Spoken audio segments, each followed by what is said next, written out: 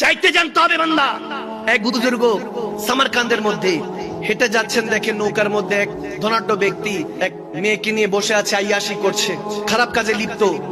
ওই হুজুর ডাক দিলেন, ভাই আমাকে ওই পারে একটু পার করে দিবেন, একটু ওই পারে যাওয়া দরকার, একটু পার করে দিবেন। বলে না, আমার এটা রিজার্ভ, পুরোটা বুকিং করে রাখছে এই যে বড় লোক তিনি। তখন এই কথা শুনে ওইখানে ওই মেয়েটা বলতেছে, চেহারাটা নুরানি, সকালটা নুরানি, একটু নৌকার এক জায়গায় বসে থাকবে, জাহাজের এক সাইডে বসে থাকবে, সমস্যা নেই, উনি একটু পার করে দিই। ওই বড় লোক করলেন কি, ঠিক আছে, নিয়ে নিলেন। নেওয়ার পর ওই রায়েস জাদা নেওয়ার পরে এখন সে শারাব পান করে, গান টান মধ্যে মস্ত, নাউজুবিল্লাহ আছে না। এখন নৌকা স্টিমার দিয়ে এরকম গানের প্যাকেজ করতে করতে লাফাতে লাফাতে যুবকরা চলে যায়, আছে না, আছে না, আছে না।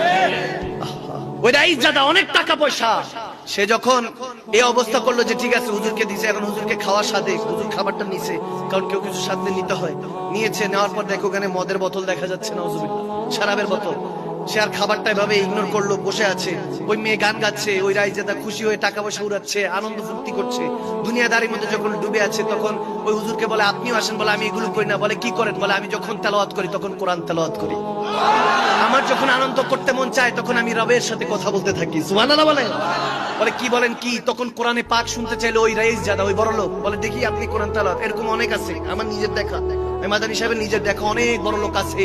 এমনও হয়েছে যে জীবনে মসজিদে যেতে পারে নাই, কিন্তু কবরে চলে গিয়েছে। বহু আছে, আপনারাও দেখেছেন, ময় মুরব্বীরাও দেখেছে, যুবকরাও দেখেছে। আমার নিজে বাড়ির পিছনে সারাক্ষণ আমার শেখ বলতেন, নামাজ পড়ো, নামাজ পড়ো। ওনার নাম নিব না, অনেক দুনিয়াদার ছিল, অনেক বড় ক্ষমতাবান ছিল, আল্লাহ মাফ করুক।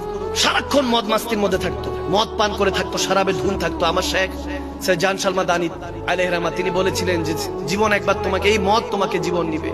ঠিকই এক সপ্তাহ ধরে ওই পেপার দিত, নিউজ পেপার যারা দেয় না, দরজা নিচে দিয়ে পেপার দিয়ে দেয় না অনেক সময়, তো ওই ঘরের মধ্যে নিচে পেপার দিত। পেপার দিতেছে, দেখে যে এখন পেপার দিতেছে কিন্তু যায় না, বুঝতে পারছে যে এখানে জমে গিয়েছে। এক সপ্তাহ পরে পরে দেখে দুর্গন্ধ আসতেছে, পরে ভেঙে বার করে দেখে যে পোকা খাচ্ছে লাশটা। নাউজুবিল্লাহ, এত আসতে নাউজুবিল্লাহ। তার মানে বুঝা গেল সে মদ পান করতে করতে মারা গেছে। আস্তাগফিরুল্লাহ, নাউজুবিল্লাহ। তাকে ধোয়াইতে পারে নাই, কাফনে কাপড় লাগে নাই, কিচ্ছু করে নাই, কোন রকম গোশতের টুকরাগুলি নিয়ে মাটি চাপা দিছে, কেউ জানাজাও পড়তে যায় নাই। নাউজুবিল্লাহ, আমার নিজের চোখে দেখা। এভাবে হাঁটতেছে তো তার জেসেমের মধ্যে পোকাগুলি। সুন্দর জেসেম দিয়েছে, এটা শুকরিয়া আদায় করেন না। লা ইন শাকারতুম লা আযিদান্নাকুম, আল্লাহ বলেছেন শুকরিয়া করবি না বান্দা, কিছুই দিব না। তুই শুকরগুজার হবি, তোকে অঢেল দিতে থাকবো। ইন্না মা'আল উসরি ইউসরান, দুঃখের পরে সুখটা আসে ইনশাআল্লাহ। আপনার এখন দুঃখ তো কিসের ভয়? আপনার উপর আল্লাহ আছে, রাসূলুল্লাহ আছে। তাওয়াক্কুল তো আল্লাহ, আল্লাহর উপর ভরসা করে চলবেন। কিসের মানুষের ভরসায়? এমপি মন্ত্রীর ভরসা ছাড়েন, রব্বে কারীমের উপর ভরসা রাখেন, যিনি আপনাকে জান্নাত দিতে চান। ফাদখুলি ফি বাদি ওয়াদখুলি জান্নাতি। দেখেন, যখন ওই হুজুর যখন বলতেছে না আমি কোরআন তেলাওয়াত করি, এখন কোরআন তেলাওয়াত শুনে তার হৃদয়ের মধ্যে পরিবর্তন এসে গেল। ওই বড় লোক বলতেছে আস্তে করে হুজুর কাছে এসে, হুজুর জীবন অনেক পাপ করেছি, অনেক গুনাহ করেছি, এত গুনাহ করেছি আমি জানিও না কত গুনাহ করেছি। গুনাহ মাপলে পাহাড় থেকে পাহাড় হবে। জীবন অর্ধেক বয়স শেষ, আজকে যদি আপনার কাছে আমি তওবা করি, বায়াত করি, আমাকে কি সে আল্লাহ মহান রব মাফ করবে? তখন হুজুর মুস্কি হেসে দিয়ে বলে, হ্যাঁ, রব্বে করিমের কাছে দের হে আন্ধের নেই, দেরি হতে পারে কিন্তু দিবে ঠিকই। তিনি ক্ষমা করতে বসে আছেন, তুমি তওবা করো, সেদিক দিয়ে আল্লাহ ক্ষমা করে দিবে। সুবহানাল্লাহ, ক্ষমা করে দিল। ওয়াকুনু মা সাদিকিন, একদম ওয়াজের শেষ দিকে আছি, গভীর খেয়াল। যখন এই অবস্থা হলো যে এখন ওই আল্লাহ ওয়ালার সাথে, ওই হুজুরের সাথে, ওই বুজুর্গ, ওই আল্লাহর ওয়ালির সাথে সে সঙ্গ জ্ঞাপন করা শুরু করলো।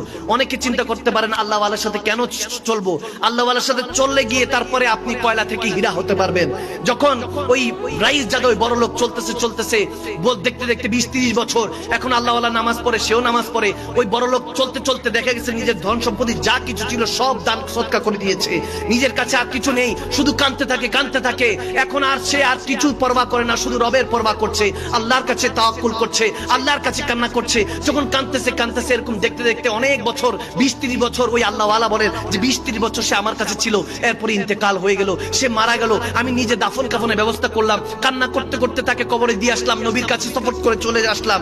আরে এরকম ওই বড় লোক কান্না করে মৃত্যুর আগে একটা কথা বলে গিয়েছে, তার অন্তরের মধ্যে তখন লাগতেছে। তখন ওই আল্লাহ ওয়ালার কাছে সেই বড় লোক বলতেছিল যে শেখ এক গিলা হে জিন্দেগি সে से ये गिला है कि तू जरा देर से मिला है। আরে জিন্দেগির কাছে একটাই নালিশ যে তোকে তো পেলাম একটু পরে পেলাম, তুই আল্লাহ ওয়ালা ছিলি, তোমাকে পেতে আমার দেরি হয়ে গিয়েছে। সে অন্তর থেকে কান্না করে উঠেছিল।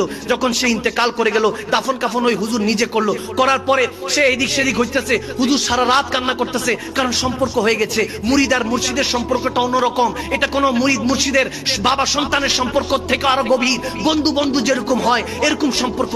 যখন এরকম সম্পর্ক, এখন মুর্শিদ মুরিদের জন্য কান্না করছে, যখন সেই বুজুর্গ ওই আল্লাহ ওয়ালার জন্য কান্না করছে, যে তওবা করে সমস্ত কিছু ছেড়ে দিয়েছিল শুধু আল্লাহর হওয়ার জন্য, রাসূলুল্লাহ হওয়ার জন্য কান্না করছে। জানি না আমার বন্ধুটা কবরে কেমন আছে। ওই আল্লাহর ওলি যখন কান্না করছে, স্বপ্ন যোগে ওই রাতের মধ্যে ওই বন্ধু দেখা দিল, বলতেছে হুজুর, ওকে মুর্শিদ আপনি টেনশন করেন না, আমার নবীর সাথে আমার দেখা হয়েছে, নবী আমাকে বুকের সাথে জড়িয়ে নিয়েছে, আর রব্বে কারীম আমাকে ক্ষমা করে দিয়েছে। এখন আমি জান্নাতের মধ্যে নিয়ামতের মধ্যে ব্যস্ত। ওই রব তেনার এখানে দের নেকি, তিনি ক্ষমা করেন ঠিকই, শুধু ক্ষমা চাইতে জানতে হয়। সে আল্লাহ ওয়ালা যখন ওই রাইত জাদা ওই বড় লোক যখন নিঃস্ব হয়ে কবরে আল্লাহর কাছে গিয়েছে, রাসূলুল্লাহর সাথে গিয়েছে, তখন সে কান্না করে করে বলতেছিল, ये नाज ये अंदाज हमारे नहीं होते, अगर झोली में टुकड़े मुस्तफा तुम्हारे नहीं होते, मिलती हुजूर ना आपके दर से भी इस मंगतों के यहाँ गुजार नहीं होते। अरे तो अल्लाहर वलीদের शान বলছি, खादिमेর शान বলছি, ये तो था शान खिदमतगारों की, सरदार मदीने का आलम क्या होगा। अरे গোলামদের শান, বান্দাদের শান যদি এরকম হয়, রাসূলুল্লাহর শান কি হবে। আরে রাসূলের শান যদি এরকম হয়, সেই নবী যদি হয়ে যাও বান্দা, সেই রব্বে কারীমের শান কি হবে। তুমি মরতে দেরি হবে না, হিজাব উঠে যাবে, পর্দা সরে যাবে, বান্দা তখন আল্লাহকে দেখতে পাবে। সুবহানাল্লাহ। সে আল্লাহর সেই দ্বীনের পথে, রাসূলুল্লাহর পথে চলতে রাজি আছে কি?